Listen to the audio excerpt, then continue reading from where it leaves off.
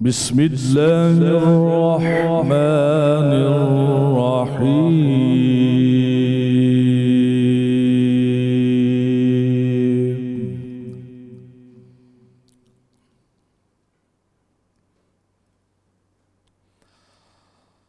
ربنا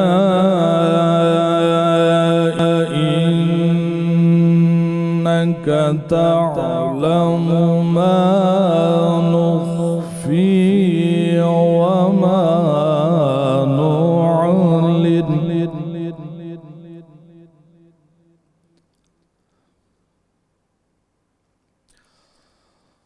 وما يخفى على الله من شيء في الأرض ولا في السماء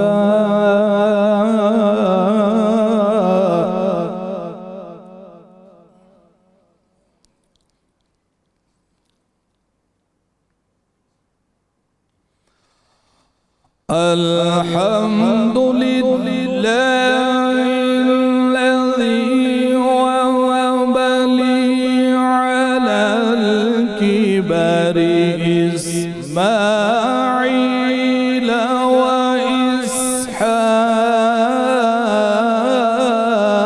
وإسحاق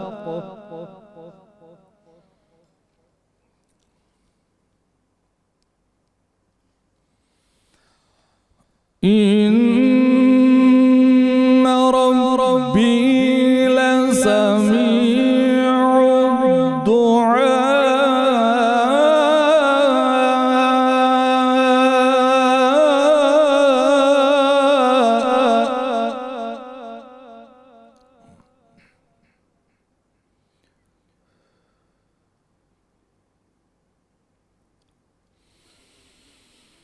الدعاء رب اجعلني مقيم الصلاة ومن ذريتي ربنا وتقبل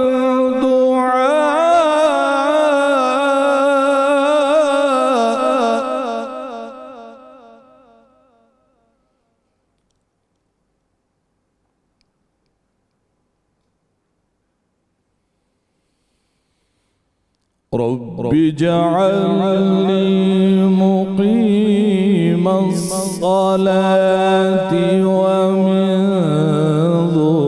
ذريتي ربنا وتقبل دعاء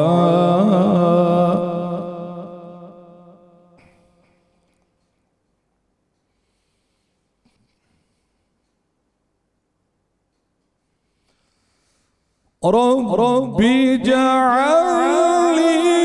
مقيم الصلاة ومن ذريتي ربنا وتقبل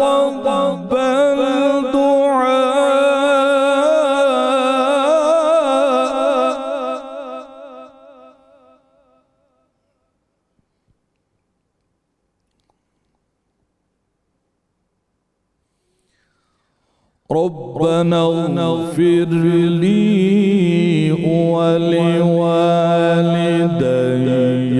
وللمؤمنين يوم يقوم الحساب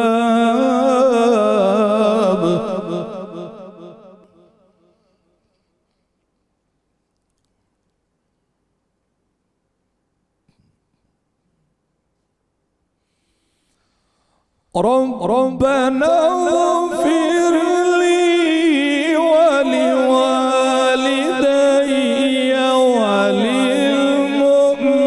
وللمؤمنين يوم يقوم الحساب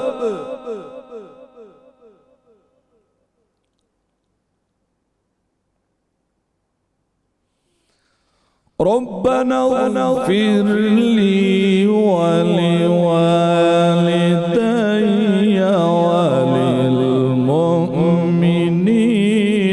يوم يقوم الحساب صدق الله خالقنا العظيم.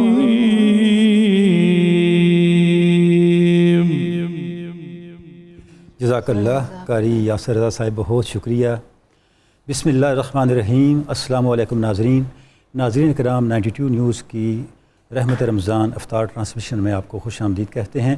آپ کا میزبان طاہر حمید تنولی آپ کی خدمت میں حاضر ہے اور میرے ساتھ موجود ہیں کو ہوسٹ کے طور پہ ڈاکٹر قرۃ العین طاہرہ.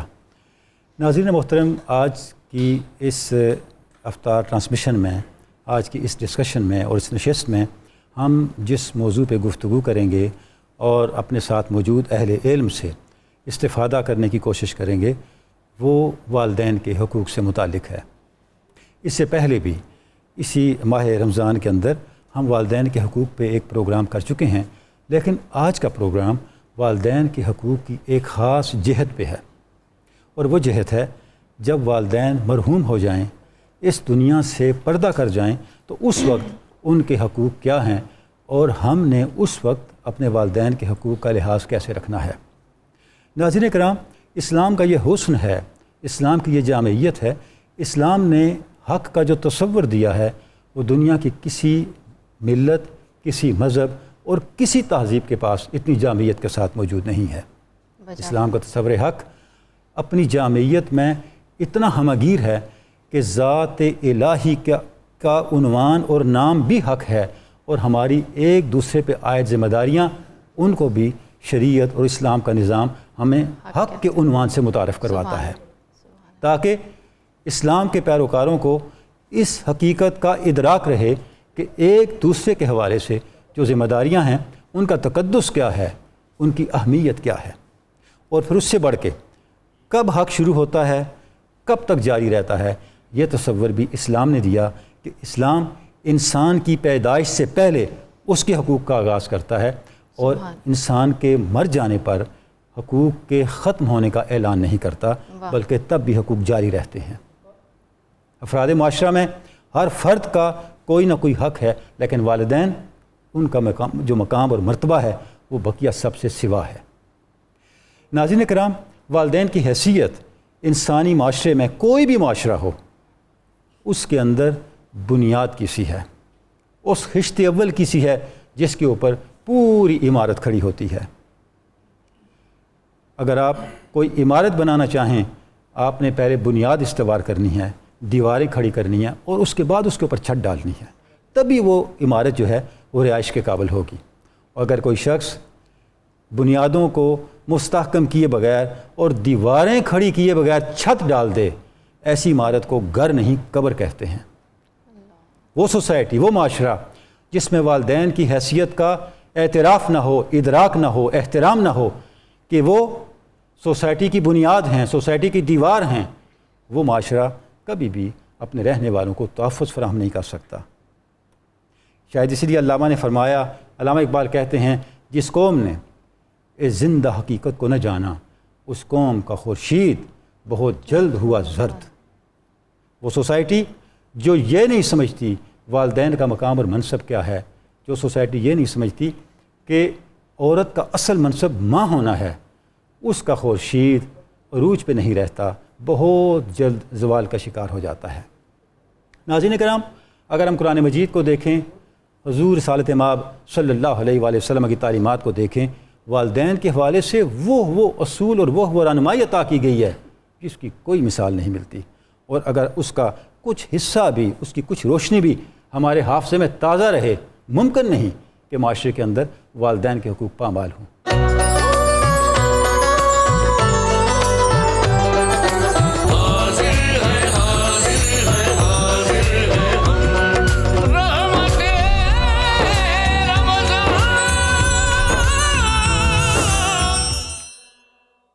ناظرین کرام، کہ محدثین نے کتب احادیث کے اندر ابواب قائم کیے ہیں کہ نفلی عبادات سے زیادہ اہم والدین کی اطاعت ہے، اور جب والدین اس دنیا سے چلے جائیں تو پھر ان کا حق کیا ہے اور اس حق کا ہم نے احترام کس طرح کرنا ہے، ان حقوق کا احترام کس طرح کرنا ہے، یہ وہ نقطہ ہے جس پہ آج ہم نے گفتگو کرنی ہے۔ اور ہمارے ساتھ تشریف فرما ہیں قبلہ مفتی محمد فاروق القادری صاحب، جن سے ہم دینی معاملات میں زیر باس موضوعات کے حوالے سے رہنمائی لیتے ہیں، اور الحمدللہ ہر ڈسکشن میں، ہر نشست میں ہمیں کچھ نئے نکات سیکھنے کو ملتے ہیں۔ ان کے ساتھ تشریف رکھتے ہیں حافظ ساجد محمود الازہری صاحب اور محترمہ سعدیہ طاہرہ صاحبہ تشریف فرما ہے۔ ان سے بھی آج ہم گفتگو کریں گے اس موضوع کے حوالے سے بھی، اور ان کا جو اپنا دلچسپی کا میدان ہے اس پہ بھی کچھ گفتگو ہوگی۔ اور ناظرین گرامی، اس کے ساتھ نعت رسول مقبول بھی ہم سنیں گے۔ حافظ محمد سہیل نظر صاحب ہمیں نعت رسول مقبول سنائیں گے، ان کے ساتھی بھی نعت میں ان کا ساتھ دیں گے، اور اس کے ساتھ ساتھ حافظہ مہک بطول ہمیں نعت سنائیں گی، ان سے بھی ہم نعت سننے کی سعادت حاصل کریں گے۔ اور کچن میں ہمارے ساتھ ہیں منیرہ کرن صاحبہ۔ جی آپ کچھ بتائیں ہمیں کچن کے حوالے سے۔ جی آج کی جو ریسپیز ہیں، آج میں پھلیاں سیزن میں آ چکی تھیں، تو ویسے تو اس میں سیڈز آئیں گی، پروٹینز سے بھری ہوئی ہیں، تو قیمے میں اس کو بناؤں گی قیمہ پھلیاں، اور ساتھ میں بناؤں گی چکن نگٹس بچوں کو بہت پسند ہوتے ہیں، اس کو میں بتاؤں گی قیمے کے ساتھ ہم نے کیسے بنانا ہے۔ بڑی کوئک سی ریسپی ہے، ایک چکن نگٹس بنیں گے، اس کے ساتھ میں بناؤں گی نوڈل سیلڈ، جس میں بند گوبھی، شملہ مرچ، گاجریں اور پیاز ہوگا، ساتھ میں 2-3 ساسز ایڈ کروں گی، اور ساتھ میں جائیں گی آج بنے گی ڈرنکس اسٹرابری اسموودی۔ یہ آج کے مینیو ہیں، اور آگے جا کے آپ کو بتاؤں گی اس کا کیسے کیسے پروسیجر ہے، اس کو ہم نے کیسے کیسے بنانا ہے۔ بہت ماشاء اللہ۔ ناظرین گرامی، ہم نے ڈسکشن شروع کرنی ہے، تو اس سے پہلے اگر ڈاکٹر صاحبہ کچھ موضوع کے حوالے سے کہنا چاہیں 1-2 جملے۔ بہت شکریہ ڈاکٹر صاحب، آپ کے اتنی مدلل گفتگو کے بعد کوئی اتنی گنجائش تو نہیں رہ گئی، لیکن 2-4 نکات جو ہیں وہ ان کو سامنے رکھنا چاہوں گی۔ ناظرین کرام، والدین وہ ہستی ہیں کہ جب ان کا نام ہمارے ذہن میں آتا ہے تو ہمارے دل پر ایک سکینت طاری ہوتی ہے، ہم خواہ عمر کے کسی بھی حصے میں ہوں۔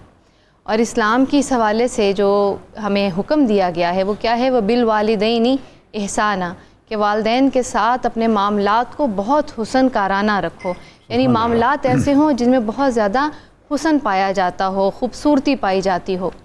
اور دیکھیے کہ یہ جو حسن کا اللہ تعالیٰ نے حکم دیا ہے، والدین کے حوالے سے اولاد کو حکم ہو رہا ہے کہ تم نے والدین کے ساتھ حسن سلوک کرنا ہے، لیکن کہیں پہ بھی اولاد کے لیے باپ کو یا ماں کو یہ حکم نہیں دیا جا رہا کہ تم نے اپنے بچوں کے ساتھ جو ہے وہ اچھا سلوک کرنا ہے۔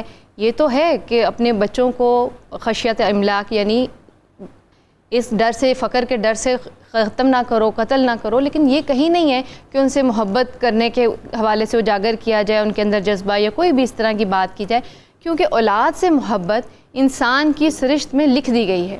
لیکن جو والدین کے ساتھ اچھا سلوک کرنا ہے، اس کا حکم اللہ تعالیٰ نے اسپیشل بارہا قرآن پاک میں دیا ہے۔ اس کی وجہ یہ ہے کہ انسان کی نیچر میں اس طرح شامل نہیں ہے، لیکن اس کو کرنا اللہ کے حکم کو بجا لانا ہے، اور اللہ کے حکم کو بجا لانے سے ہم عند اللہ اجر کے مستحق بھی قرار پاتے ہیں۔ اب سوال یہ پیدا ہوتا ہے کہ والدین ایک ایسی ہستی ہیں جن سے ہم پوری زندگی فیضیاب ہوتے رہتے ہیں، اور جب وہ صدمہ ہمیں برداشت کرنا پڑتا ہے ان کا اس دنیا سے جانے کا، تو وہ ایک ایسا کٹھن لمحہ ہوتا ہے کہ ایسے جیسے آپ سمجھیں کہ ایک گل و گلزار دنیا سے انسان یکدم ایک تپتے ہوئے صحرا میں آ کر کھڑا ہو جائے۔ بہت تکلیف دہ وہ لمحات ہوتے ہیں کہ جب اس کا باپ یا اس کی ماں اس کو چھوڑ کر اپنے رب کی طرف کوچ کر جائے۔ وہ جس طرح محسن نقوی نے کہا نا کہ محسن وہ میری آنکھ سے اوجھل ہوا نہ جب، سورج تھا میرے سر پر مگر رات ہو گئی۔ تو بالکل یہی کیفیت جو ہے وہ انسان کی ہوتی ہے جب اپنے پیارے کو چھوڑ کر جاتا ہے۔ اب دیکھیے کہ جب حسن سلوک کا حکم ہوا تو دنیا میں تو حسن سلوک کیا، اس کی زندگی میں حسن سلوک کیا، اچھا معاملہ کیا، تو اسلام کی خوبصورتی کیا ہے، دل کی ڈھارس کیا ہے کہ وہ یہ دیتا ہے ہمیں حوصلہ کہ جی دنیا سے جانے کے بعد آپ کا تعلق، آپ کا رشتہ ختم نہیں ہوا، بلکہ آپ ابھی بھی اس جو احسان والی کیفیت ہے اس کو جاری رکھ سکتے ہیں۔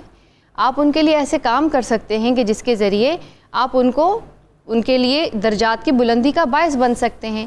اس سلسلے میں ایک واقعہ صرف آپ کے سامنے رکھ کے ہم پروگرام کا سلسلہ جو ہے وہ آگے بڑھائیں گے۔ روایت بیان کی جاتی ہے کہ عبداللہ بن عمر رضی اللہ عنہما ایک دفعہ جا رہے تھے اور ان کے ساتھ عبداللہ ابن دینار تھے، اور سفر جاری تھا، اور اس سفر کے دوران ان کو ایک عرابی یعنی بدو ملا، دیہاتی شخص وہ ملا. تو عبداللہ بن عمر نے اس سے پوچھا، جب دیکھا تو بہت خوش ہوئے اس کو دیکھ کے، اور ان کے چہرے پہ بڑا ہی ایک بشاشت اور مسکراہٹ آئی، اور بہت اچھے طریقے سے انہوں نے اس کے ساتھ گفتگو کرنے شروع کر دی، یہاں تک کہ اس کو اپنی سواری پہ بٹھایا بھی، اور نہ صرف بٹھایا بلکہ اپنا عمامہ جو انہوں نے پہنا ہوا تھا وہ بھی اس شخص کو عطا کر دیا. اب عبداللہ بن دینار جو رضی اللہ عنہ یہ تمام چیزیں دیکھ رہے تھے، لیکن وہ دل ہی دل میں خیال کر رہے تھے کہ اتنے اچھے حسن سلوک کی کیا وجہ ہے. تو جب وہ بدو چلا گیا اور وہ بڑا خوش گیا وہاں سے، تو ان سے پوچھا گیا کہ عبداللہ بن عمر رضی اللہ عنہ آپ نے کیوں ان کے ساتھ اتنا اچھا سلوک کیا؟ یعنی اگر وہ ایک بدو شخص تھا، اگر آپ اس کے ساتھ صرف حسن سلوک یعنی اچھے طریقے سے بات کر لیتے، وہ اسی پہ اتنا خوش تھا، یہاں تک کہ آپ نے اس کو اپنی سواری پہ بھی سوار کیا، پھر یہی نہیں آپ نے اپنا اتنا نفیس عمامہ بھی اس کے سپرد کیا، تو اس کی کیا وجہ ہے؟ تو اس پہ عبداللہ بن عمر رضی اللہ عنہ نے کہا کہ میں نے رسول اللہ صلی اللہ علیہ وسلم کو یہ کہتے ہوئے سنا ہے کہ ان ابر البر صلۃ الولد اہل ود ابیہ، کہ بہترین حسن سلوک، بہترین نیکی یہ ہے کہ جب والدین چلے جائیں تو والدین جن کے ساتھ محبت رکھتے تھے ان کے ساتھ حسن سلوک کا رویہ جاری رکھا جائے، ان کے ساتھ میل جول ملن ساری کو برقرار رکھا جائے. تو یہ وہ تربیت ہے جو اسلام ہماری کرتا ہے. انشاءاللہ اس گفتگو کو آگے جاری رکھیں گے اور ہمارے پینلسٹ اس پہ بہت سیر حاصل جو ہے وہ گفتگو کریں گے.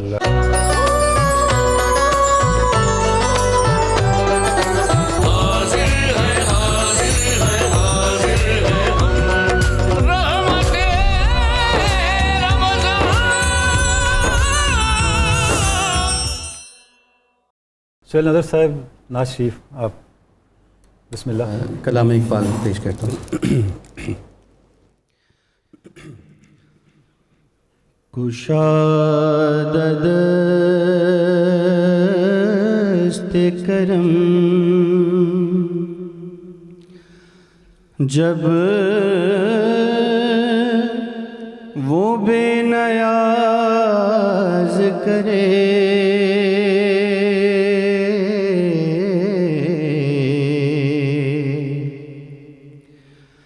کشاد دست کرم جب وہ بے نیاز کرے،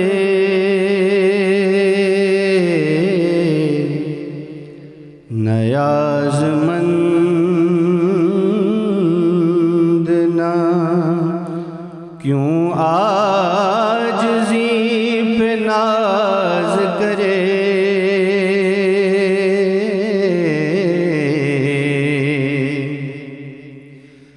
نیاز مند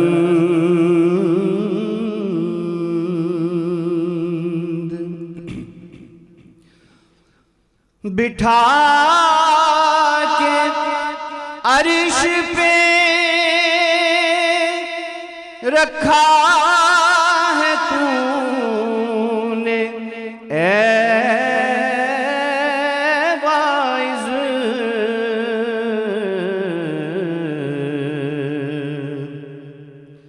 خدا وہ کیا ہے جو بندوں سے احتراز کرے،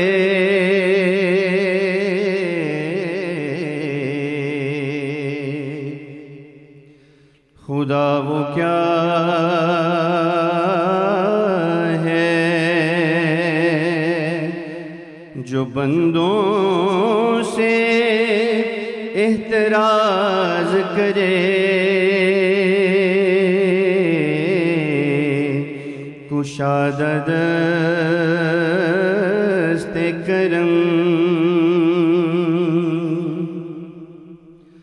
سخن میں سوز الہی کہاں سے آتا ہے،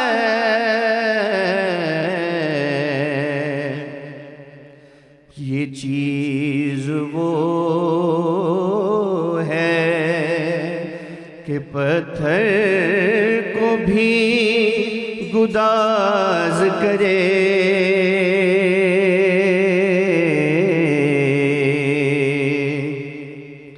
یہ چیز وہ ہے کہ پتھر کو بھی گداز کرے،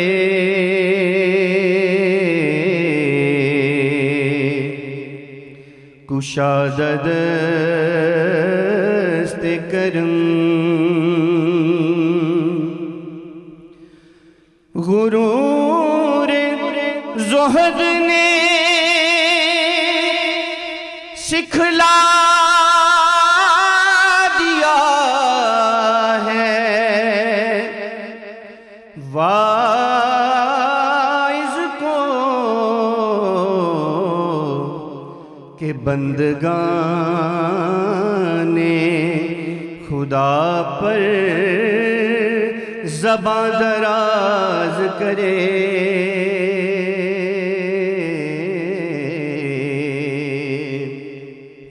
کہ بندگان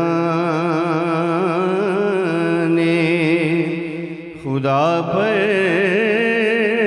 زباں دراز کرے،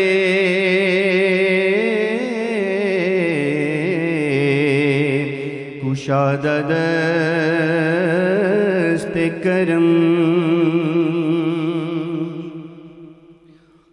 ہوا ہو ایسی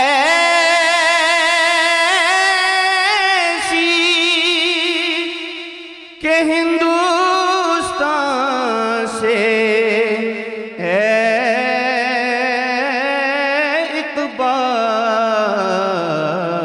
اقبال اڑا کے مجھے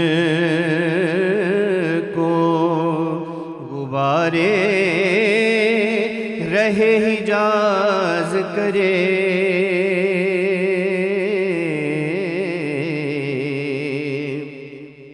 کشادہ دست کرم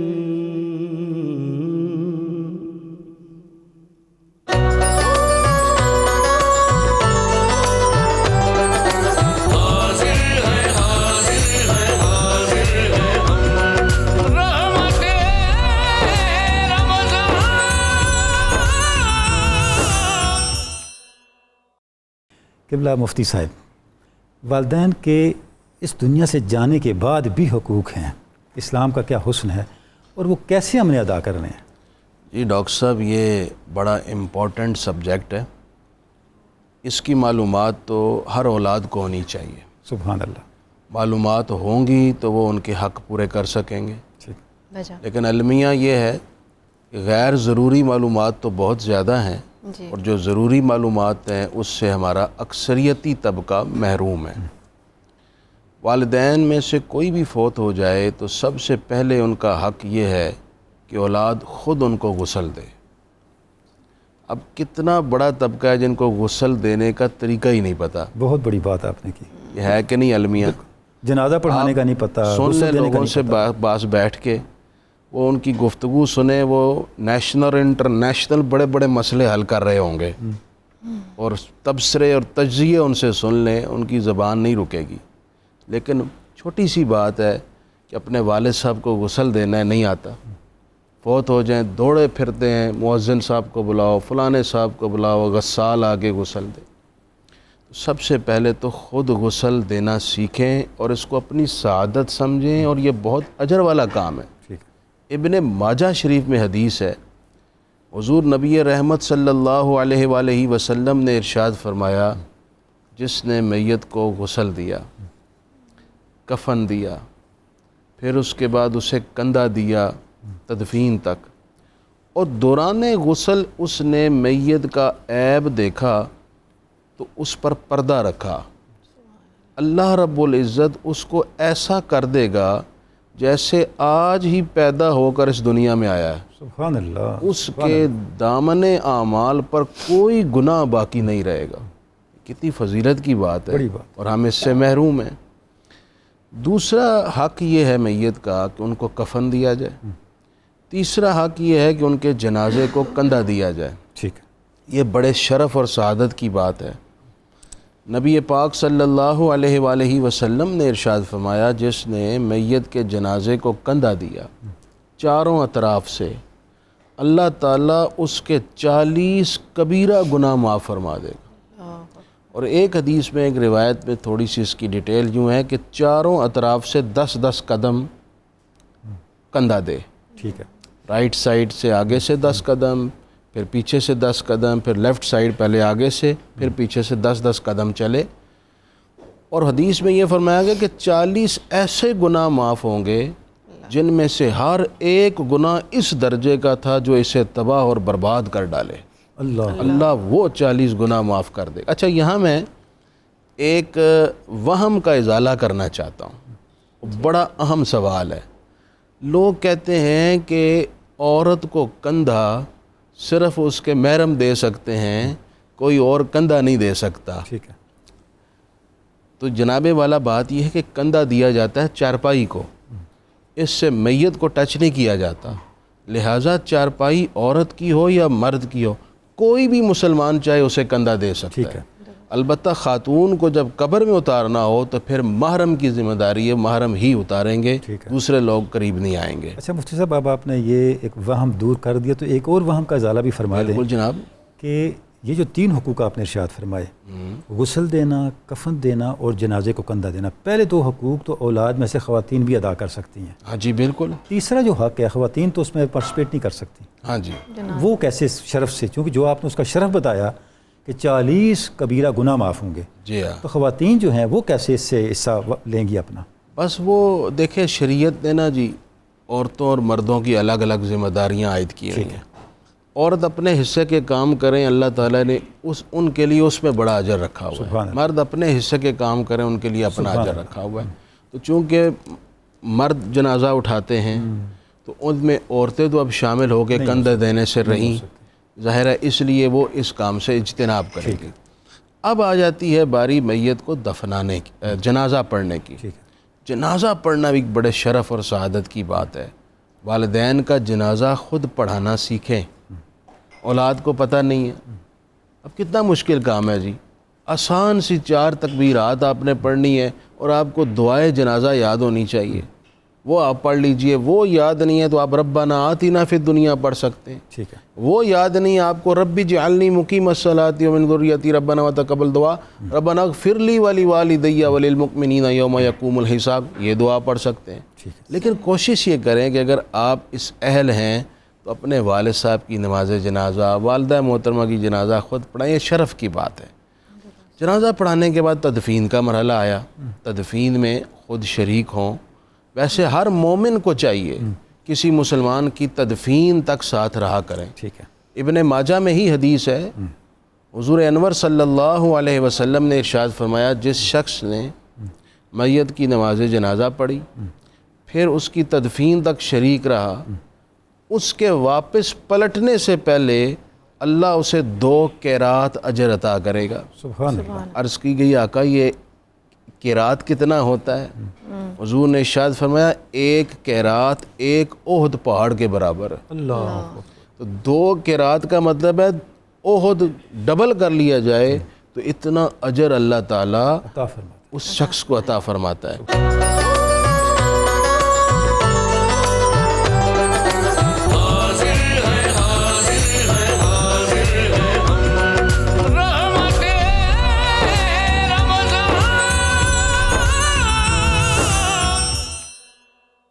ساجد محمود الازہری صاحب, آپ بیان فرمائیے گا, قبر کے حوالے سے بتائیے گا کہ والدین کو جب دفنانے کے لیے قبرستان کی طرف جاتے ہیں تو اس کے حوالے سے کیا حکم ہے, اس کے کیا آداب ہے اور شریعت اس حوالے سے کیا کہتے ہیں. اور دوسرا یہ بھی ضرور بتائیے گا دعا کس طرح سے مانگی جائے وہاں. اور اہم پوائنٹ جس طرح ابھی تنولی صاحب نے بھی پوچھا نا خواتین کے حوالے سے کہ کیا خواتین اپنے والدین کی قبر پہ جا سکتی ہیں, کیونکہ یہ بھی بڑی ایک پائی جاتی ہے معاشرے کے اندر سوچ کہ جی خواتین نہیں جا سکتی. میں ایسی کچھ خواتین کو جانتی ہوں جو کہ تڑپتی ہیں, جانا چاہتی ہیں, لیکن وہ کہتی ہیں کہ یہ جائز نہیں ہے. کیا اس حوالے سے آپ کیا رہنمائی فرمائیں گے؟ بسم اللہ الرحمن الرحیم. پہلی بات تو یہ ہے کہ والدین کے ساتھ حسن سلوک یہ ایک ایسا عمل ہے کہ جو ان کی وفات کے بعد بھی جاری رہتا ہے. جی بالکل. دیکھیں جب انسان مر جاتا ہے تو تمام اعمال منقطع ہو جاتے ہیں. جی. اعمال کا سلسلہ اب یہاں پہ سٹاپ لگ گیا ہے سوائے 3 کے. اللہ کے رسول نے فرمایا ان میں ایک کیا ہے؟ الولد الصالح یدعو لہ، نیک اولاد جو ان کے لیے دعائے مغفرت کرتی ہے. تو یہ تو ان اولاد کے لیے بھی ہے کہ جنہوں نے زندگی میں والدین کی فرما برداری میں تقصیر کی، نافرمانی کرتے رہے، تو ایک چانس اب بھی ان کے پاس موجود ہے کہ ان کی جو ہے وہ اس کا ازالہ کر سکیں حسن سلوک کے ذریعے سے. اور حسن سلوک کا ایک جو طریقہ ہے وہ والدین کی قبروں کی زیارت کے ذریعے سے ہے. اچھا. ایک تو عموماً اللہ کے رسول نے فرمایا قبروں کی زیارت کے حوالے سے کنت نہیتکم عن زیارت القبور فزوروها فانها تذکر الآخرہ، میں تمہیں قبروں کی زیارت سے منع کیا کرتا تھا لیکن اب میں حکم دے رہا ہوں کہ قبروں کی زیارت کیا کرو کیونکہ یہ تمہیں آخرت کی یاد دلاتی ہیں. یہ تو عمومی حکم ہے. والدین کی قبروں کی زیارت کے حوالے سے بالخصوص اللہ کے رسول نے فرمایا من زار قبر ابویہ او احداہما فی کل یوم الجمعہ غفر لہ وکتب برا. جو شخص بھی اپنے والدین کی قبروں کی زیارت کرتا ہے یا والدین میں سے کسی ایک کی قبر کی زیارت کرتا ہے جمعہ کے دن، تو اللہ رب العزت اس کی بخشش اور مغفرت بھی کرتا ہے اور اپنے ہاں اس کو والدین کے فرما برداروں میں لکھ لیتا ہے. تو اب یہاں سے اندازہ کریں کہ والدین کے ساتھ حسن سلوک ان کی قبر کی زیارت کے حوالے سے بھی اللہ کے رسول نے یہاں پہ ارشاد فرما دیا. اور پھر آپ نے وہاں پہ قبر کی جب جاتے ہیں دعائے مغفرت ان کے لیے کرنی ہے اور قرآن مجید کی تلاوت کرنی ہے. اور اس کے حوالے سے بھی حدیث عبد الرحمن بن علا اللجلاج وہ بتاتے ہیں، یہ جلیل القدر تابعی ہیں، وہ بتاتے ہیں کہ انہوں نے اپنے بیٹے کو وصیت کی کہ جب میں مر جاؤں تو کیا کرنا ہے کہ جب آپ مجھے قبر میں رکھیں گے تو آپ نے پڑھنا ہے بسم اللہ وعلی ملت رسول اللہ، اور پھر جب دفن کر دینا ہے مٹی ڈال دینی ہے تو سر کی طرف آ کر سورۃ الفاتحہ کی تلاوت کرنی ہے اور سورۃ البقرہ کی آخری آیات جو ہیں وہ آپ نے تلاوت کرنی ہے. تو سورۃ الفاتحہ تو معروف ہے الحمدللہ رب العالمین، اور سورۃ البقرہ کی جو آخری آیات ہیں کل آمن باللہ وملائکتہ وکتبہ ورسلہ لا نفرق بین احد من رسلہ وقالوا سمعنا واطعنا غفرانک ربنا والیک المصیر. تو والدین کے ساتھ حسن سلوکی، یہ صورت والدین کی قبروں کی زیارت. پھر آپ نے کہا کہ کیا یہ خواتین کے لیے بھی ہے والدین کی قبروں کی زیارت کرنا؟ تو جس طرح مردوں کے لیے حکم ہے بالکل اسی طرح عورتوں کے لیے بھی حکم ہے کہ وہ قبروں کی زیارت کے لیے جا سکتی ہیں. بس یہ ہے کہ چونکہ قبرستان آبادی سے تھوڑے دور ہوتے ہیں تو جو راستہ ہے وہ سیکیور ہو، کوئی اس طرح کا وہاں پہ کوئی پرابلم نہ ہو. بہت شکریہ. جی سلیم ساگر صاحب، آپ کو خوش آمدید بھی کہتے ہیں پروگرام کے اندر. تو ماشاءاللہ آپ کا میدان شاعری ہے، آپ شعر لکھتے بھی ہیں، اور والدین کے لیے اگر کچھ لکھا ہوا ہو تو ظاہر ہے وہ ان کے لیے وہاں راحت کا سبب بھی بنتا ہے. تو آپ کچھ سنائیں گے، کچھ کلام، کچھ نعت شریف؟ چند سال قبل اپنے والد گرامی کے لیے ایک نظم لکھی تھی، اور انسیڈنٹلی یہ کہ میرے والد گرامی جو ہیں وہ جو دسمبر گزرا ہے اس میں اللہ کو پیارے ہو گئے. نظم پہلے کی موجود ہے اور وہ فیس بک پر میں نے شیئر بھی کی اور دوستوں کے ساتھ بھی، وہ میں آپ لوگوں کی نظر کرتا ہوں. بسم اللہ.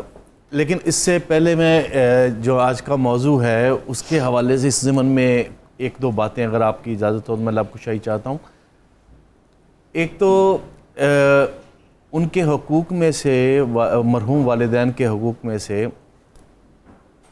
بہت سے ہیں. ایک روایت میں آتا ہے کہ 4 ہیں، ایک روایت میں آتا ہے کہ 7 ہیں، اور پھر 12 کی روایت بھی ملتی ہے. تو ان میں سے جو ایک وراثت کے حوالے سے اور وصیت کے حوالے سے بھی تاکید موجود ہے، اور والدین کے، مرحوم والدین کے جو دوست احباب یا وہ لوگ جن سے انہوں نے زندگی میں انس رکھا، محبت رکھی، ان سے محبت کرنا اور ان سے عقیدت سے اور احترام سے پیش آنا، یہ بھی مرحوم والدین کے حقوق میں آتا ہے. جی. کہ اس حوالے سے میں ایک واقعہ پڑھ رہا تھا کہ حضرت عبداللہ بن عمر جو ہے وہ مکہ کے راستے سے گزر رہے تھے، تو ایک بزرگ دیہاتی بزرگ جو ہیں وہ نظر آئے، تو آپ اپنی سواری سے اتر گئے، انہیں اپنی سواری بھی پیش کی اور اپنا امامہ بھی پیش کیا۔ ساتھیوں نے کہا کہ یہ تو ایک عام سا دیہاتی ہے، اس پہ اگر آپ کام اکرام بھی کر دیتے تو گزارا ہو جاتا۔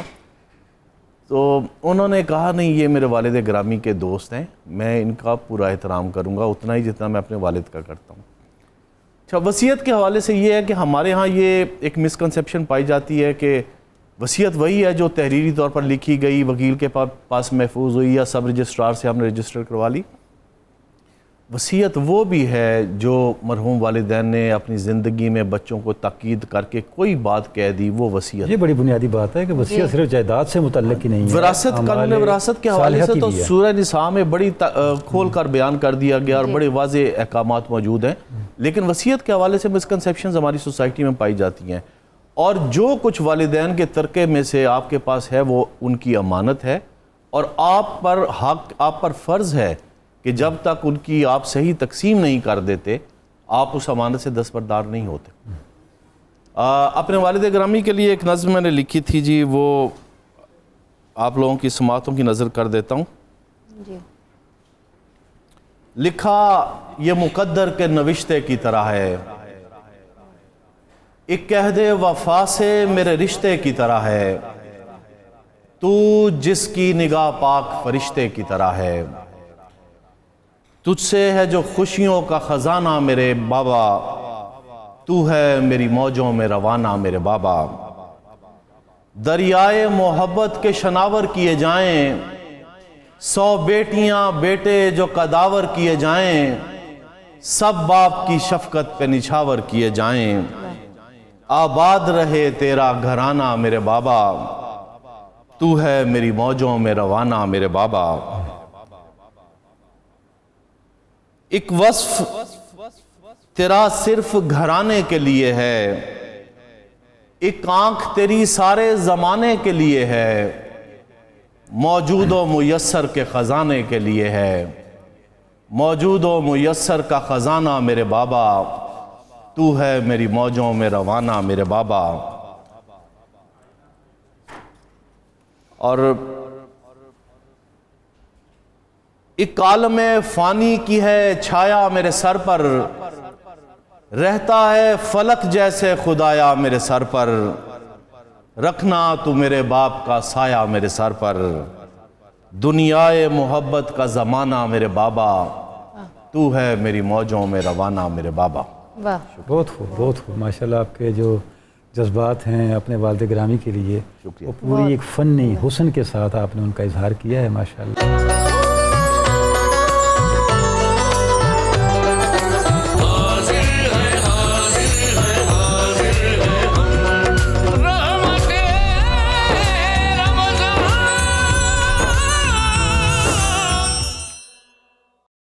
ناظرین کرام، اب ہم حافظہ مہک بطول سے نعت سنیں گے۔ جی مہک بطول، آپ نعت پیش کریں آج۔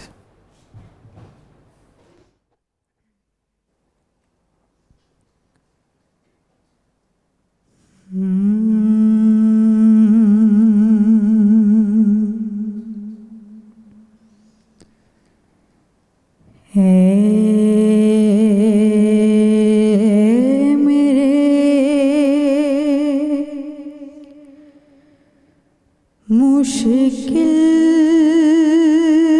کشا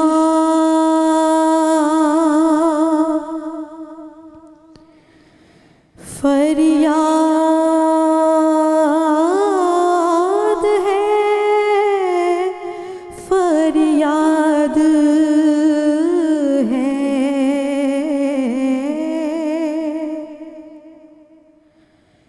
آپ سے آپ کے ہوتے ہوئے دنیا میری برباد ہے،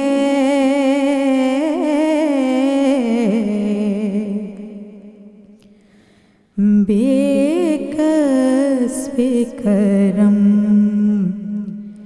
کیجئے،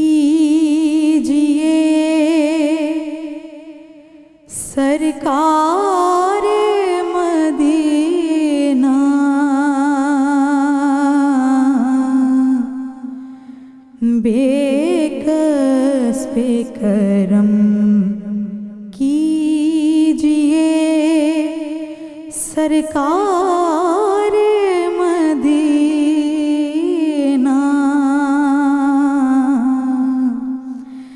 गर्दिश में है तकदीर भंवर में है सफीना।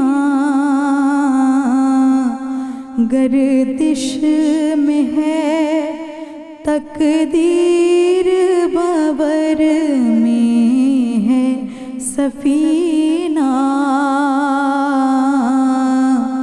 बेकस बेकरम कीजिए।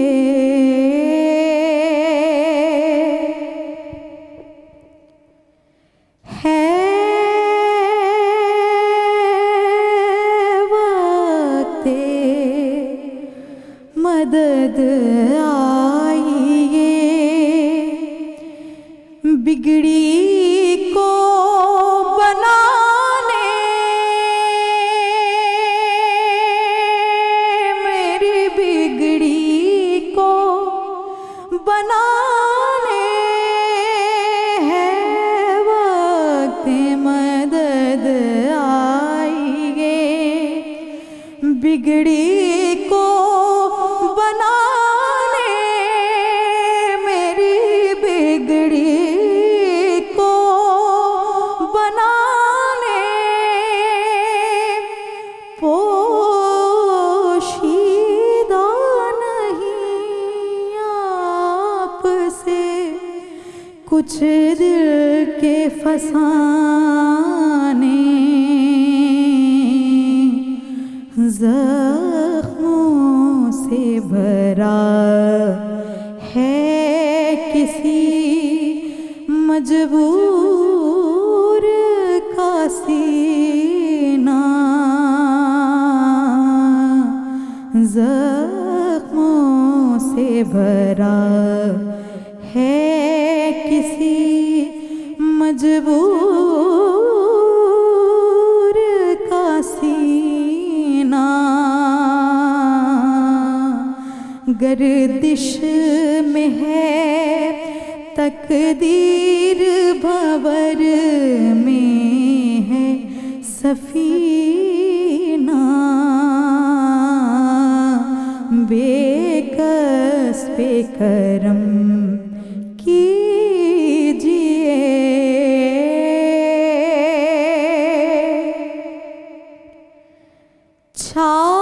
छाई है मुसीबत की घटा गैसों वाले।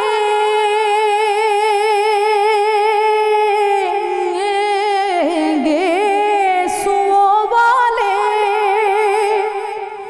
छाई है मुसीबत की घटा गैसों वाले। गैसों वाले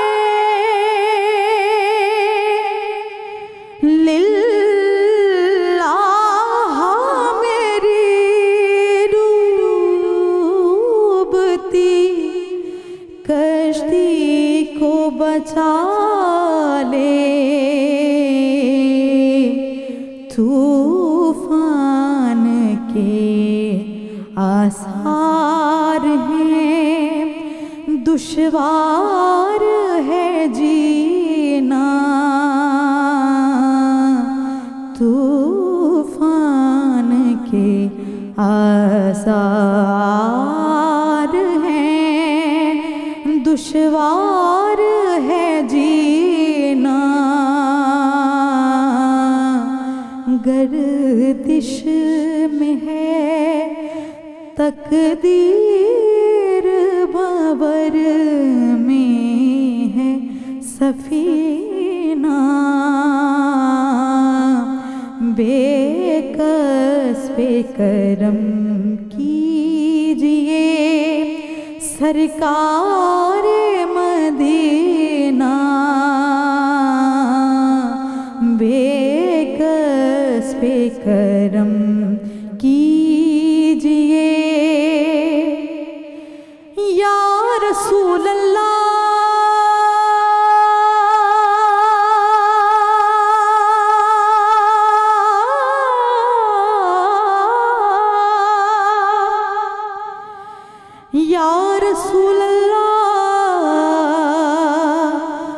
رسول اللہ رسول اللہ بے کسب کرم کیجئے سرکار مدینہ گردش میں ہے تقدیر بھور میں ہے سفینہ بے کسب کرم کیجئے ہے وقت مدد آئیے بگڑی کو بنانے میری بگڑی کو بنانے پوشیدہ نہیں آپ سے کچھ دل کے فسانے زخموں سے بھرا ہے کسی مجبور کا سینہ زخموں سے بھرا ہے کسی مجبور کا سینہ گردش میں ہے تقدیر بھور میں ہے سفینہ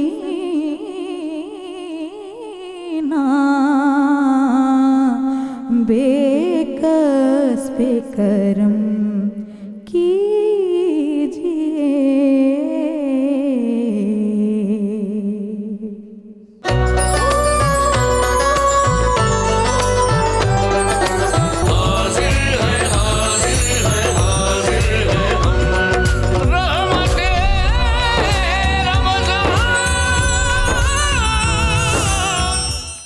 ہم گفتگو کر رہے ہیں مرحوم والدین کے حقوق کے حوالے سے۔ قبلہ مفتی صاحب، آپ نے ماشاءاللہ پہلی جو ہماری ڈسکشن ہوئی جو بنیادی حقوق ہیں ان پہ آپ نے بڑے اچھے انداز سے ان کو الیبوریٹ کیا، ان کی وضاحت فرمائی۔ اچھا، ایک بہت اہم اس کا پہلو ہے جس کے بارے میں بہت پوچھا جاتا ہے، سوالات بھی کیے جاتے ہیں۔ اگر مرنے والے والدین کے ذمے کچھ چیزیں ہوں، مثلا نمازیں ہیں، روزے ہیں، یا اور کچھ حقوق رہ گئے ہیں، تو والدین اس کے حوالے سے کیا، جو اولاد ہے اس کے حوالے سے کیا کردار ادا کر سکتی ہے؟ دو چیزیں ہیں ڈاکٹر صاحب، ایک تو عبادات ہیں، نمبر 2 ہے قرض۔ ٹھیک ہے۔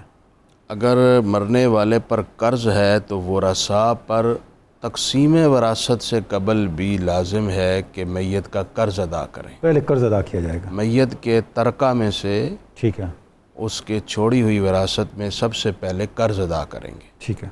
اگرچہ ساری وراثت قرض میں ہی ادا ہو جائے تب بھی پہلے قرض ادا کرنا، چاہے ساری وراثت چلی جائے، قرض یہ شریعت کا واضح حکم ہے۔ جی، قرض مقدم ہے۔ ٹھیک ہے۔ مفتی صاحب، حدیث اس شریف میں یہ میں بھی ہے، نقطہ ہے کہ مقروض کا جنازہ نہیں ہوتا؟ نہیں، ایسا ہے؟ جنازہ پڑھا جائے گا، جی۔ البتہ حدیث میں ہے کہ میت کی روح اس وقت تک معلق رہتی ہے جب تک اس کا قرض ادا نہیں ہو جاتا۔ اللہ۔ اور ایک حدیث میں یوں ہے کہ جو شخص اس دنیا سے اس حالت میں جائے کہ وہ تکبر نہ کرتا ہو، وہ کسی کو دھوکہ نہ دیتا ہو، اور نمبر 3 اس پر قرض نہ ہو، تو آقا کریم نے فرمایا وہ سیدھا ہی جنت میں جائے گا۔ سبحان اللہ۔ تو لہٰذا سب سے پہلے قرض ادا کیا جائے، اس کے بعد معاملہ ہے اب نمازوں کا، روزوں کا۔ جو کسی شخص نے اگر اپنی پوری زندگی میں کوتاہی کی ہے، اس سے نماز اور روزے سارے ادا نہیں کر پایا، ٹھیک ہے، اب کیا کیا جائے؟ اس سلسلے میں جو ورثاء ہیں یا اولاد ہے وہ ان کی طرف سے نماز اور روزے نہیں رکھ سکتی۔ اچھا، فرض نماز کوئی اور اس کے بدلے میں نماز نہیں پڑھ سکتا، فرض روزے کے بدلے میں کوئی اور روزہ نہیں رکھ سکتا۔ اس کے لیے شریعت مطہرہ نے ایک طریقہ یہ بتایا ہے جسے فدیہ ادا کرنا کہتے ہیں، کہ ہر نماز اور ہر روزے کے بدلے ایک صدقہ فطر کے برابر رقم کسی غریب کو دے دی جائے۔ اچھا۔ ٹھیک ہے. یعنی اس وقت ابھی صدقہ فطر کی رقم ہے 230 روپے. جی. تو آپ ایک نماز کے بدلے 230 روپے کسی غریب کو دے دیجئے, ایک روزے کے بدلے 230 روپے دے دیجئے. اب آپ کاؤنٹ کر لیجئے کہ ان کی زندگی کی تمام نمازیں جو رہ گئی ہیں اندازاً کتنی ہیں, ذرا اندازہ ہی ہو سکتا ہے. جی. اندازے کے مطابق اس کو اس وقت آج کے دور میں 230 روپے کے ساتھ آپ ضرب دیں, جتنی رقم بنتی ہے وہ غرباء میں آپ تقسیم کر دیں, اس امید کے ساتھ کہ اللہ تعالیٰ ان کو معافی دے دے. اچھا مجھ سے یہ اور اس رقم کی اس کے جوابدہی نہ ترکے ہو. میں سے دی جائے گی؟ نہیں, اچھا, یہ رقم ورثاء اپنی جانب سے ادا کریں. یعنی ورثاء کی طرف سے یہ ہدیہ ورثاء ہوگا. کا اپنے والدین کے ساتھ احسان ہے, حسن سلوک ہوگا. حسن سلوک ہے, نیکی یہ ہے, بڑا اور امپورٹنٹ ہے. اس سے وہ خوش بھی ہوں گے, ٹھیک ہے. اس سے وہ اولاد سے راضی بھی ہوں گے, اور وہ ان کے حق میں دعا بھی کریں گے. اور ترکے سے دینا تو غلط ہوگا نا, کیونکہ ترکے سے دوسروں دینا کو غلط. حقوق جو ہیں وہ متاثر ہوں گے. وہ متاثر ہوگا. جی بالکل ایسا ہی ہے. اچھا جی, امپورٹنٹ بات یہ ہے ڈاکٹر صاحب, ابھی ساگر صاحب نے بھی وصیت سے متعلق بات کی تھی, میں اس پہ تھوڑا سا کلام ضرور کرنا چاہیے چاہتا ہوں. کیونکہ یہ سبجیکٹ آپ کا ہے. ایک بات تو یہ ہے کہ جو جانے والے وصیت کر گئے ہوں ان کی وصیت کو پورا کرنا اولاد پر فرض ہے. ٹھیک ہے. وصیت پوری کرنی چاہیے, لیکن اس میں ایک چیز یہ مد نظر رہے کہ فوت میت جانے والے بزرگ وارث کے لیے وصیت نہیں کر سکتے. ٹھیک ہے. لا وصیت للوارث, یہ حضور علیہ السلام یہ کا بنیادی قانون ہے. صریح فرمان ہے. ٹھیک ہے. قانون یہ ہے کہ اگر میت نے وارث کے لیے وصیت کی ہے تو وہ پوری نہیں کی جائے گی. اس پہ وارث کو وہی حصہ ملے گا جو شریعت ڈیفائن کر چکی ہے, وراثت میں طے ہو چکا ہے سورہ نساء کی ابتدائی آیات میں. نمبر 2, ورثاء کے علاوہ کسی اور کے لیے انہوں نے وصیت کی ہے, اس وصیت کو بھی پورا کیا جائے گا ان کے ترکے اور وراثت میں سے صرف 1/3 سے. یہ بڑا امپورٹنٹ ہے. 1/3 سے زیادہ نہیں. 1/3 سے زیادہ نہیں ہے. اگر ہے تو وہ غیر شرعی ہوگا. اگر 1/3 سے زیادہ ہے تو پھر اس میں اب 2 احتمال ہیں. ایک احتمال یہ ہے کہ بالکل پورا ہی نہیں کیا جائے گا. وارث کہتے ہیں نہیں جی سانو تو ساڈا حق دیو, بالکل ٹھیک ہے, ایسی نہیں پوری کرن دینی تو نہیں کی جائے گی. ٹھیک ہے. دوسری صورت یہ ہے کہ وہ ورثاء اپنا حق لے لیتے ہیں, وہ کہتے ہیں نہیں یار ساڈے ابا جی دی وصیت سی, ٹھیک ہے, تو ہم اپنے والد صاحب کی یہ وصیت پوری کریں گے. تو اب وہ اپنے کنٹریبیوشن کرتے ہیں, اولاد ملا لیتی ہے, اب وراثت جو ان کو مل چکی ہے ٹھیک ہے, وہ اپنا حق لے چکے ہیں. اب وہ اپنی طرف سے کنٹریبیوٹ کرتے ہیں, یا کوئی ایک ہی بیٹا کر دیتا ہے, یا سب مل کر کرتے ہیں اور والد صاحب کی وصیت مکمل کر دیتے ہیں, تو یہ اعلیٰ درجے کا 1/3 احسان سے ہے. زیادہ ہے.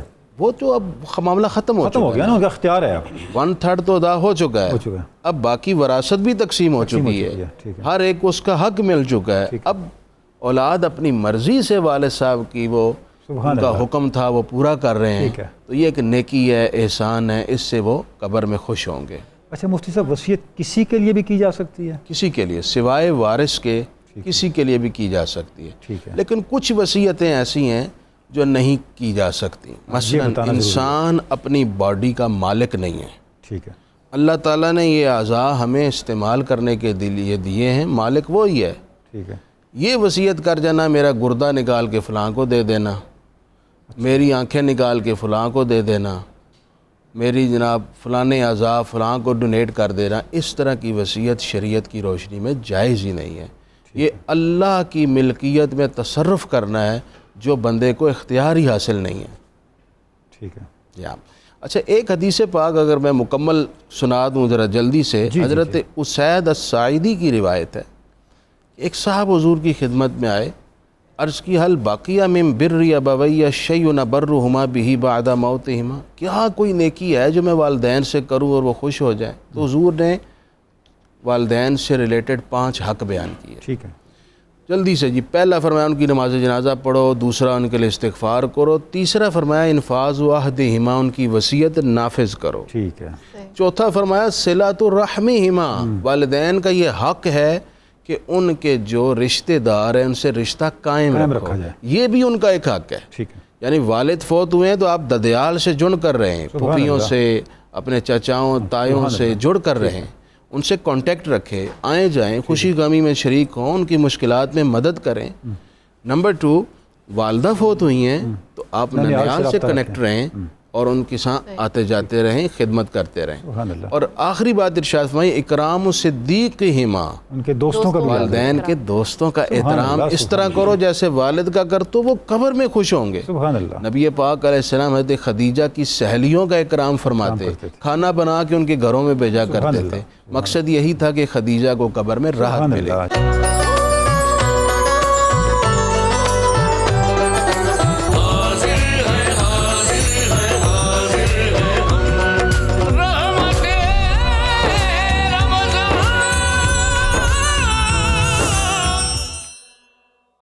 جی ساجد اظہری صاحب آپ بیان کیجیے گا. والدین کئی دفعہ ایسے ہوتا ہے کہ وہ ان کی خواہش تو ہم ہر انسان کی ہوتی ہے، ہر مسلمان کی ہے کہ وہ عمرے یا حج کے لیے جائے، لیکن معاشی حالت ایسی ہوتی ہے کہ اس میں اس کو موقع نہیں ملتا اور اسی خواہش کے ساتھ وہ اس دنیا سے چلے جاتے ہیں. بعد میں یہ ہے کہ بیٹیوں کے پاس اتنی وسعت آ گئی مالی کہ وہ یہ کام کر سکتے ہیں. تو کیا اس صورت میں وہ اپنے والدین کے حوالے سے کوئی حج بدل یا عمرہ جو ہے وہ ادا کر سکتے ہیں اور اس کی کیا شرعی حیثیت ہے؟ جی ایک بات تو ابھی طے ہو گئی کہ جو نماز اور روزہ ہے وہ مرحومین کی طرف سے ادا نہیں ہو سکتا ہے، نیابتاً اس کی تو وہ فدیہ کا آپشن ہے، لیکن حج وہ مرحوم والدین کی طرف سے کیا جا سکتا ہے. اس میں ایک عورت حضور علیہ السلام کی بارگاہ میں آئی کہ یا رسول اللہ میری والدہ پر ایک نظر حج تھا جو انہوں نے مانا ہوا تھا واجب، تو لیکن وہ اس سے پہلے فوت ہو گئی، تو کیا میں ان کی طرف سے ادا کر دوں؟ تو اللہ کے رسول نے فرمایا کہ اگر آپ کی والدہ پر کوئی قرض ہوتا تو آپ ادا کرتی؟ تو انہوں نے کہا یا رسول اللہ بالکل کر دی. تو حضور نے فرمایا اللہ کا حق زیادہ حقدار ہے کہ پہلے اس کا حق ادا کیا جائے. تو اللہ کا حق، اس کا جو حج اس کے اوپر فرض ہوا تھا، واجب ہوا تھا، اس کو ادا کرنا. اب اس کا یہاں پہ تو وہ نظر کا نہیں آ گیا سلسلہ کہ انہوں نے چونکہ نظر مانی تھی تو اس کو وہ حج واجب ہو گیا نا، وہ تو حج واجب ہو گیا، تو واجب حج کو ادا کرنا ہے. اب اگر والدین میں سے کسی کے اوپر حج فرض تھا، اور حج فرض کب ہوتا ہے؟ کیونکہ حج تو فرضیت ہی استطاعت کے ساتھ ہے، وَحَجُّ الْبَيْتِ لِمَنْ اسْتَطَاعَ إِلَيْهِ سَبِيلًا. تو حج فرض تھا لیکن کسی وجہ سے وہ ادا نہیں کر سکے اور وفات ہو گئی. اب اولاد میں سے چاہ رہے ہیں کہ ان کی طرف سے حج ادا کر دیا جائے. تو اس میں ایک چیز کو تو پہلے میک شور کرنا ہے کہ اب چونکہ استطاعت کے ساتھ ہے نا، تو جو والدین میں سے جو ترکہ چھوڑا ہے کیا وہ اتنے پیسے ہیں کہ اس کی طرف سے حج ادا ہو جائے؟ مثال کے طور پر حج کا جو اخراجات ہے وہ 10 لاکھ روپے ہیں، تو میراث میں سے وصیت کے پیسے اتنے بنتے ہیں کہ اس میں سے حج ادا ہو جائے. اگر وصیت میں اتنے پیسے نہیں ہیں، مثال کے طور پر 5 لاکھ روپے ہیں اور حج ہو رہا ہے 10 لاکھ روپے کا، تو پھر ورثہ اپنی باہمی رضامندی سے اپنی میراث میں سے اگر حصہ دے دیں تو وہ حج کر سکتا ہے. یعنی اولا یہ ہے کہ والدین کے ورثے میں سے ہی پیسے نکال کے کیا جائے، وصیت میں سے دیے جائیں گے. اچھا 1/3 ہوتی ہے نا، تو میں نے بتایا کہ وصیت میں سے صرف 5 لاکھ روپے پڑے ہوئے ہیں اور حج کے اوپر 10 لاکھ اخراجات آ رہے ہیں، نہیں ہو سکتا ہے. میراث میں سے پیسے نہیں لے سکتے الا یہ کہ ورثہ اپنی رضامندی سے خوشی سے کہہ دیں کہ ہم اپنے پیسے میراث میں سے پیسے دے رہے ہیں، تو وہ حج کر سکتا ہے اور اس کی طرف سے ہو سکتا ہے. لیکن اس میں ایک چیز کا یہ بھی خیال رکھنا ہے کہ جس کو آپ بطور حج بدل کے وہ جا رہا ہے حج کرنے کے لیے، تو پہلے اگر اس کے اوپر اپنا حج فرض تھا تو پہلے اس کو وہ ادا کر لے.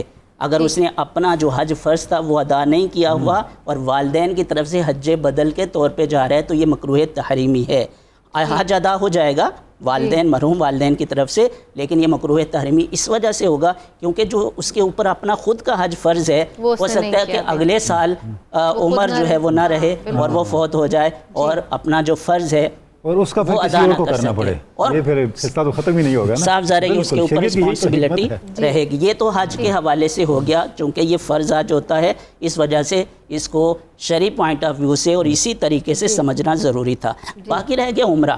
عمرہ جو ہے یہ چونکہ فرض نہیں ہے، نفل ہے، اور اگر ورثہ اپنے مرحوم والدین کی طرف سے عمرہ کرنا چاہ رہے ہیں تو وہ کر سکتے ہیں. اور اس میں بس یہ ہوگا کہ نیت جو ہے وہ کرے گا. اس میں 2 طرح سے ہو سکتا ہے. ایک تو یہ ہے کہ وہ خود اپنی طرف سے عمرہ کر لے اور اس کے ثواب کی نیت اپنے مرحوم والدین کی طرف کے لیے کر لے، اور دوسری صورت یہ ہے کہ وہ نیت ہی یہ کرے عمرہ کرتے وقت اور احرام جب باندھ رہے کہ یہ میں عمرہ اپنے مرحوم والدین کی طرف سے کر رہا ہوں. دونوں صورتیں جائز ہیں اور اس کا ثواب جو ہے اس کے مرحوم والدین کو پہنچ جائے گا. سلیم ساگر صاحب، ابھی ذکر ہو رہا تھا جس طرح والدین کے حقوق کے حوالے سے ایک بڑا امپورٹنٹ پہلو جو اولاد اپنے والدین کے لیے کر سکتی ہے وہ صدقہ جاریہ ہے. کوئی ایسا عمل جو وہ کرے تو اس کا اجر پھر پہنچتا رہے. آج کل کے بدلے حالات میں آپ صاحب سخن بھی ہیں، دیکھتے ہیں سوسائٹی کو، کون سے ایسے اعمال ہو سکتے ہیں جو صدقہ جاریہ بن سکتے ہیں اور آسانی سے بن سکتے ہیں؟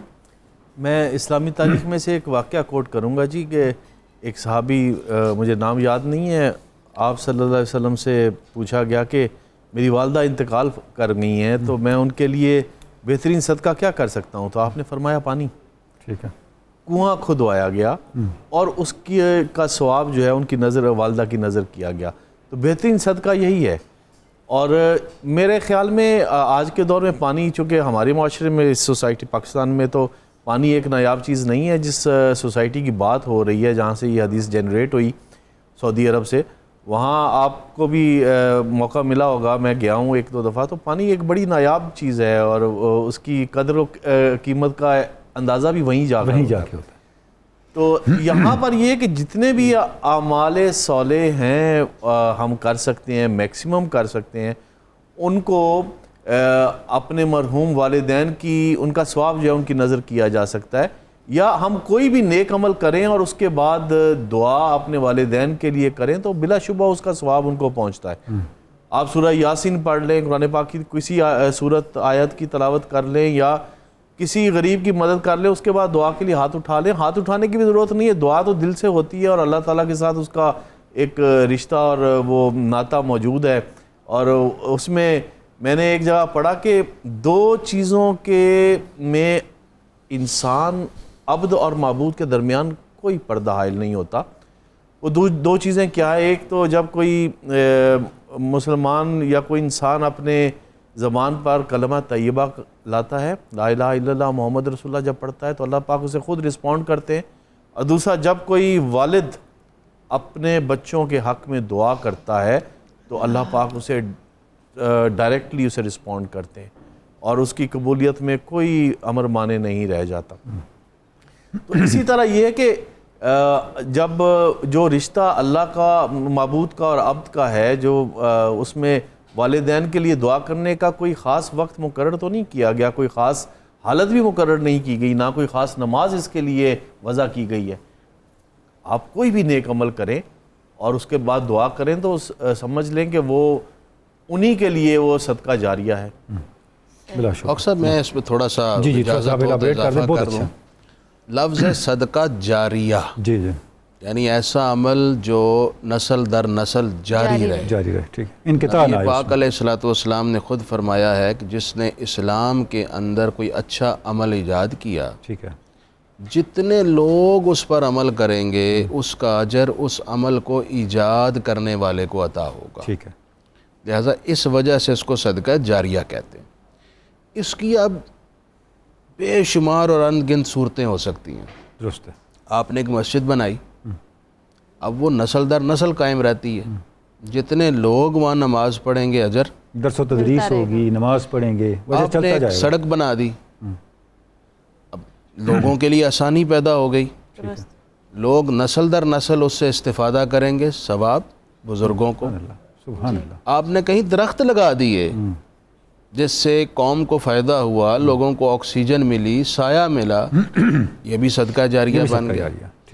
آپ نے کسی مریض کا علاج کروا دیا، وہ مریض ٹھیک ہو کر اب کام کر رہا ہے، اپنے بچوں کا پیٹ پال رہا ہے، اب یہ بھی آپ کے لیے صدقہ جاری. آپ کسی کو علم پڑھاتے ہیں فزیکلی، یا کسی طالب علم کا خرچ آپ اپنے ذمہ لے لیتے ہیں، جس سے طالب علم پڑھ کر علمی لحاظ سے خود کفیل ہو کر علم کی شمع روشن کر رہا ہے، اور اس علم سے لوگوں نے علم سیکھا، انہوں نے آگے سکھایا. اب جتنا یہ علم پھیلے گا تو یہ سب صدقہ جاریہ میں آئے گا. اور سب سے زیادہ صدقہ جاریہ اس پوری کائنات میں جس ہستی کے لیے ہے وہ ہمارے نبی صلی اللہ علیہ وسلم.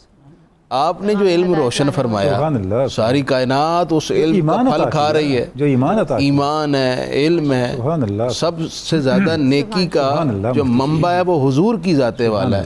اس لیے ساری نیکیوں کا سب سے زیادہ اجر نہ ختم ہونے والا سرکار کی آپ کے کا صدقہ بھی ہے اور آپ کے لیے بھی.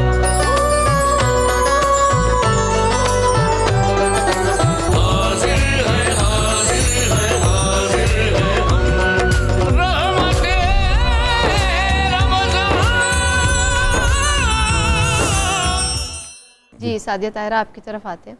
والدین جب تک حیات ہوتے ہیں تب تک تو ہم ان سے ڈائریکٹ بات کر سکتے ہیں, ان سے گائیڈنس لے سکتے ہیں. جب وہ اس دنیا سے چلے جاتے ہیں تو کیا آپ سمجھتی ہیں کوئی ایسا طریقہ ہے کہ ہم ان سے کوئی کنیکٹ کر سکیں اسپریچول اس پاتھ میں, یا کیا طریقہ ہو سکتا ہے کہ ان سے کچھ گائیڈنس کا سلسلہ جاری رہے؟ ہاں جی, اس کے لیے سب سے زیادہ تو ضروری یہ ہے کہ جب وہ موجود ہیں تو ہم انہیں کتنا سمجھتے ہیں, ہم ان کے پاس کتنا وقت بتاتے ہیں, ان کے زندگی کا جو اصل حصول ہے وہ ہے کیا, اس کی ہمیں نو ہاؤ ہونی چاہیے. اور ایک طرح سے دیکھا جائے تو اولاد ایسنس ہوتی ہے والدین کا, اور بڑی ہی وہ ٹیلرڈ میڈ ہمیں بتا سکتے ہیں کہ زندگی کیسے گزاریں, کیسے نہ گزاریں, کس طرح کامیاب ہو سکتے ہیں. اگر ہم زندگی میں اپنے والدین کو وقت دیں, جو کہ المیہ بھی ہے آج کل کے دور کا کہ ہم مادیت پرست ایک طرح سے ایک معاشرے کے اندر بدلتے جا رہے ہیں, ہم چیزوں کو اکٹھا کرتے جا رہے ہیں, اور مٹیریل گڈز کی جو ہے زیادہ سے زیادہ کی جو خواہش ہے اس نے کہیں نہ کہیں ہمارے رشتوں کی ویلیو گھٹا دی ہے. تو ہمیں اس طرح سے اگر ہم رشتوں کی اہمیت کو سمجھیں تو اس حد تک اسپریچولی اگر کنیکٹ کر پائیں تو وہ ہمارے سے روحانی ایک ایسا قلبی اور روحانی تعلق پیدا ہو جاتا ہے جو مٹیریل اگر ان کا مادی حوالے سے جسم نہیں بھی رہتا تو وہ روحانی تعلق برقرار رہتا ہے, اور وہ ہمارے ساتھ ہمارے خوابوں میں اور ڈی این اے کے تھرو وہ ہمیں کچھ نہ کچھ گائیڈنس جو ہے وقتاً فوقتاً مشکلات میں وہ ڈی کوڈ ہوتا ہے. جب بھی ہم سٹریس میں ہوتے ہیں ہمارا ڈی این اے اور وہ ہمیں خود بخود ہمارے اینسیسٹر سے جڑا ہوتا ہے, تو ہمیں اس سے مطلب تبھی ہدایت مل سکتی ہے, تبھی کچھ پتہ چل سکتا ہے جب ہم نے ان کے ساتھ وقت بتایا ہو اور انہیں سمجھا ہو. تو کلٹیویٹنگ ایٹ دا پریزنس ایک کانسیپٹ ہے کہ ہم اس لمحے موجود کی اہمیت کو کلٹیویٹ کریں, اس لمحے کو ہم گیجٹس کو نہ دیں, موبائل کے حوالے نہ کر دیں. جو رشتے ہیں چند مطلب سالوں پہ محیط ہیں, ان رشتوں کی قدر کریں, تو پھر خود بخود وہ ایک تعلق ایک ایسا استوار ہوتا ہے کہ جس میں اللہ پاک بھی مدد فرماتے ہیں, خوابوں کا سلسلہ بھی ہوتا ہے, اور اس طرح سے ہمارا تعلق جاری و ساری رہتا ہے. ماشاءاللہ. اس سے میں آپ کی اجازت سے میں کچھ ایڈ کرنا چاہوں گا کہ ایک تو روحانی اسپریچول کنیکٹیوٹی کا ایک ذریعہ اللہ پاک نے ہمیں خواب کے ذریعے سے عنایت کیا جی, اور دوسرا یہ کہ میں نے ایک جگہ پڑھا کہ جو لوگ اپنے مرحوم والدین کی قبر پر تسلسل اور تواتر سے جاتے رہتے ہیں تو ان کے لیے والدین کی دعا کا فیض اسی طرح جاری و ساری رہتا ہے جس طرح وہ زندہ. سبحان اللہ. جیسے ذکر کر رہے ہیں ساگر صاحب, نظر صاحب آپ والد کے حوالے سے کچھ کلام پیش کریں گے؟ میں اس سے پہلے ایک نعت شریف اعلیٰ حضرت پیش کرتا ہوں. بسم اللہ. زمین و زمان تمہارے لیے مکین و مکان تمہارے لیے زمین و زمان تمہارے لیے مکین و مکان تمہارے لیے چنین و چنا تمہارے لیے بنے دو جہاں تمہارے لیے دہن میں زبان تمہارے لیے بدن میں ہے جان تمہارے لیے ہم آئے یہاں تمہارے لیے اٹھے بھی وہاں تمہارے لیے ہم آئے یہاں تمہارے لیے اٹھے بھی وہاں تمہارے لیے، اشارے سے چاند چیر دیا، چھپے ہوئے خور کو پھیر دیا، اشارے سے چاند چیر دیا، چھپے ہوئے خور کو پھیر دیا، گئے ہوئے دن کو عصر کیا، یہ تاب و تواں تمہارے لیے، گئے ہوئے دن کو عصر کیا، یہ تاب و تواں تمہارے لیے، صبا وہ چلے کہ باغ پھلے، وہ پھول کھلے کہ دن ہو بھلے، لیوا کے تلے ثنا میں کھلے، رضا کی زبان تمہارے لیے، لیوا کے تلے ثنا میں کھلے، رضا کی زبان تمہارے لیے، زمین و زمان